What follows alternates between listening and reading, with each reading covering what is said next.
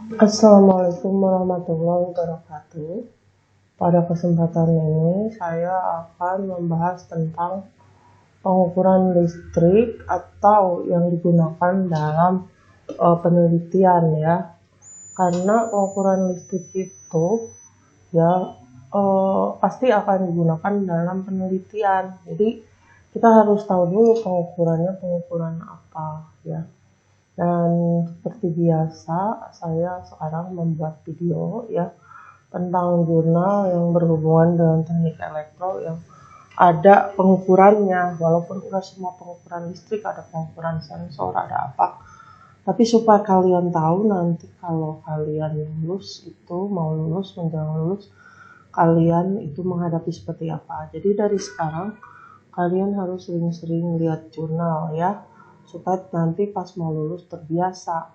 Nah begini, ini judulnya Rancang Bangun Atap Jemuran Otomatis untuk Smart Home Berbasis IoT ya. Jadi dilihat dari judul, dia membuat atap jemuran yang bisa otomatis untuk smart home ya, rumah pintar pakai IoT. Nah dia ini yang bikinnya nih ya, nggak usah disebut ya, udah bisa lihat sendiri. Dari TI Universitas Islam Majapahit nih emailnya. Nah jadi dia abstraknya gini ya, mungkin orang sekarang males ya menjemur pakaian di tempat terbuka, karena kalau misalnya hujan terus orang yang nggak ada di kantor apa, jemurannya basah ya, dan memilih menjemur di teras karena aman, tapi keringnya lama gitu ya. Jadi gitu ya, melihat gambaran ini, jadi dibikin alat ini. Alat ini digunakan microcontroller Arduino ditambah sensor hujan dan sensor LDR, serta motor servo untuk penggerak atap membuka dan menutup saat hujan turun. Cara kerja alat ini mendeteksi perubahan cuaca di sekitar melalui sensor hujan, sensor LDR. Apabila kedua sensor bekerja sesuai, alat akan bekerja menutup atap jemuran sehingga pakaian aman dari hujan. Kendali kontrol on or off ditambahkan dengan menggunakan web page yang nantinya dapat diakses pada smartphone atau PC agar dikendalikan dengan menampilkan hasil kedua sensor bekerja secara real time. Dengan terciptanya jemuran otomatis, si penulis berharap membantu banyak orang. Jadi ini komponennya ya.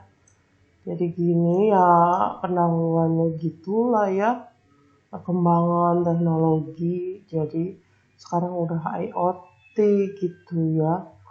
Jadi ya jangan kalah lah ya.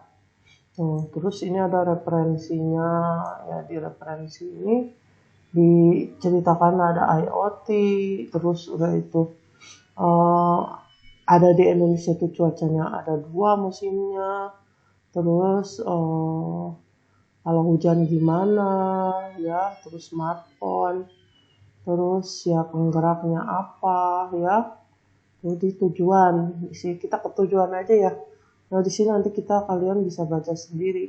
Untuk merancang membuat alat yang dapat mencegah pakaian pada jemuran terkena air hujan saat penghuni rumah sedang keluar.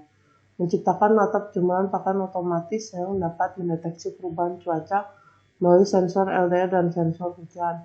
Dapat memahami prinsip kerja atap jemuran memanfaatkan sensor hujan dan sensor LDR.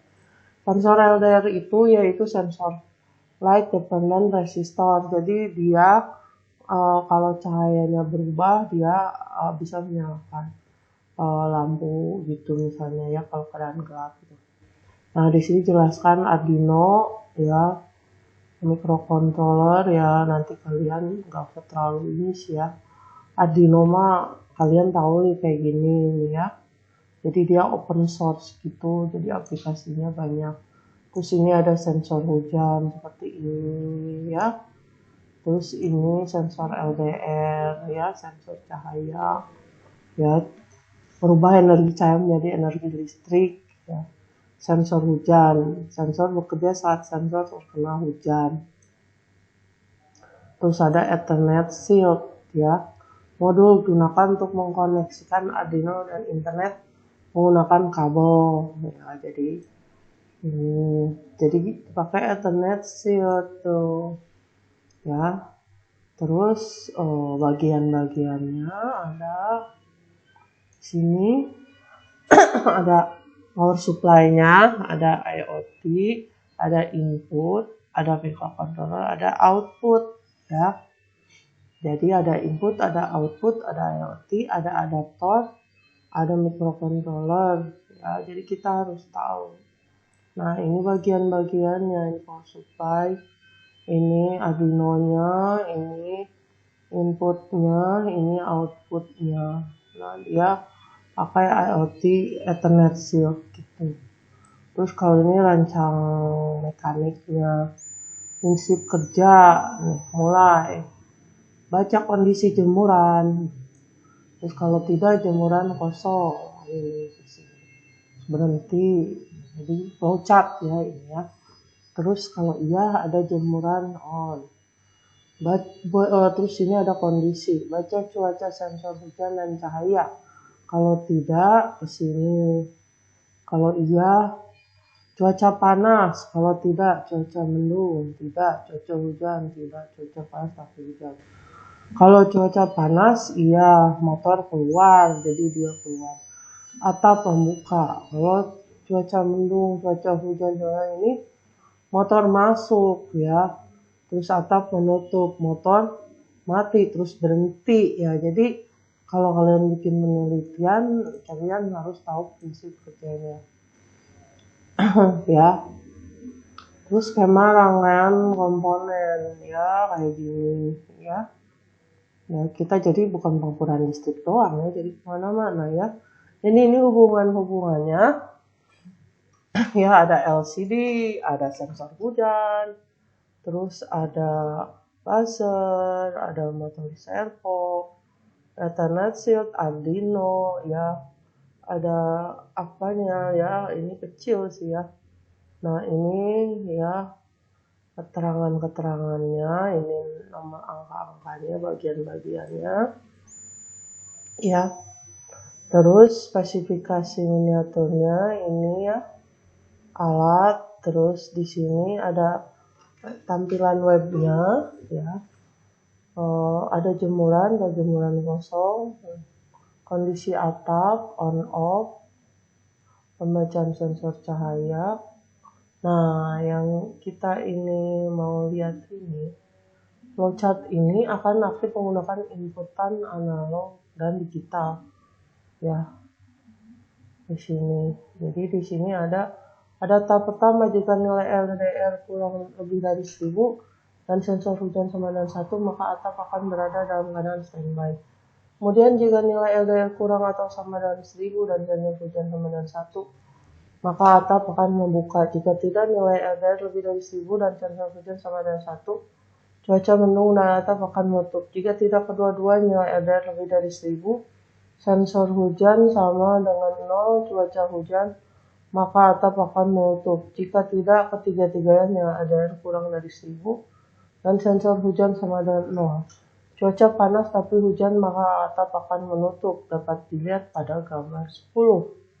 Ya, di sini kalian bisa lihat mulainya, udah selesainya gimana. Nah, terus yang ini nih yang namanya pembahasan pengujian itu ya. Jadi di sini waktu dalam detik 1 pengujian Arduino, ampermeternya keluarannya pin A0 1. Terus waktu detik 2 0 ya. Terus waktu detik 3, jadi kita ada terus sih berubah-ubah ya. Pin A0-nya itu yang analog ya, nyala mati. Terus ada lagi hasil pengukuran sensor hujan ya, ada nilainya, ada sensor airnya 10, buzzer mati, simpulan tidak terdeteksi ya. Jadi kalian harus belajar di bagian ini ya tuh. Jadi kalau nilainya minus, dia bunyi terdeteksi.